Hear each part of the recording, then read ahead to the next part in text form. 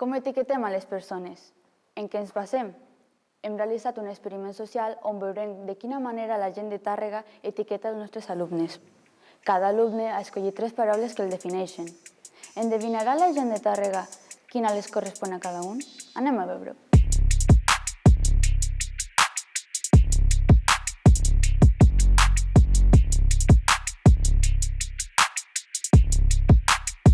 Ell et donarà 9 paraules i tu les has de classificar entre ells 3, segons el teu criteri, d'acord? Hòstia. Vale. Mira, te les passo una per una. Sí. Tranquil·litat.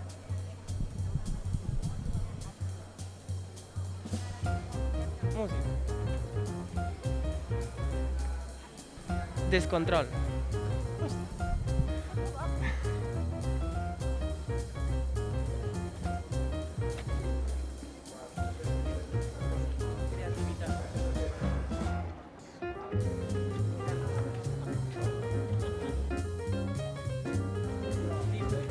TDAH.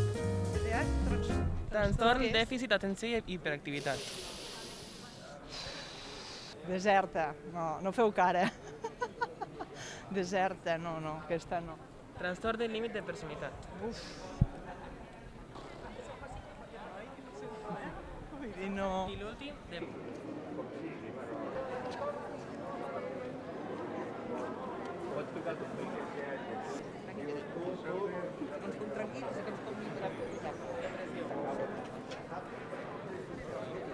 Vale. TDAH, trastorn, dèficit, atenció i hiperactivitat. Senyor.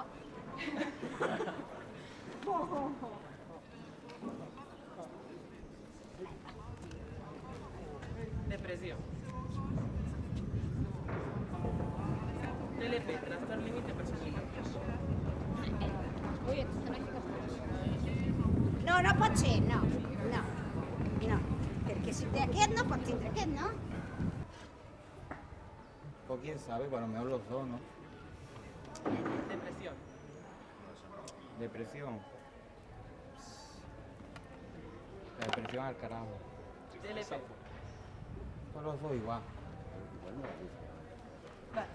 Depressió. Cap.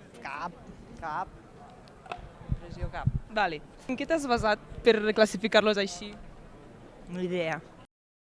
Pues yo no me baso en nada, ¿no? Porque cada uno es como es. O sea, yo no voy a juzgarlo a ninguno. La forma de mirar de les persones i la manera d'estar o com se fixen en mi.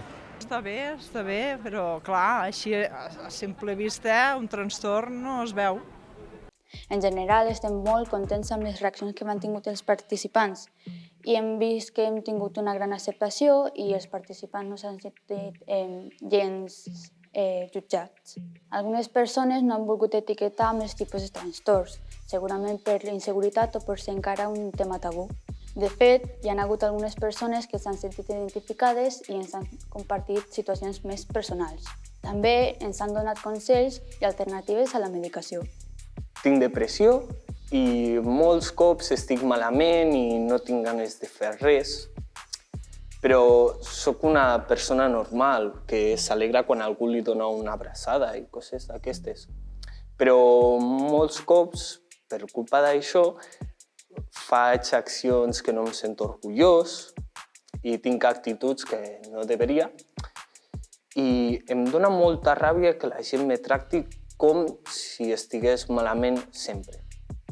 Doncs viure amb TLP és viure les coses amb més intensitat i crec que això és bo, però a vegades també és dolent perquè les coses dolentes també es viuen amb més intensitat.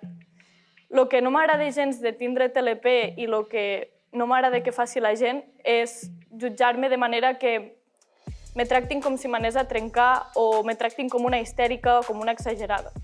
Tinc TDAH i per mi el TDAH és com una lluita constant contra els meus impulsos i a la vegada tinc com un sentiment d'impotència i ràbia contra mi perquè molts cops actuo d'una manera que no m'agradaria i no voldria tampoc.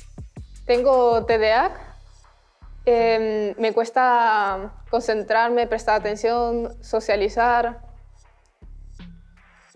pero con el paso del tiempo he ido acostumbrándome, controlándolo bien y todo.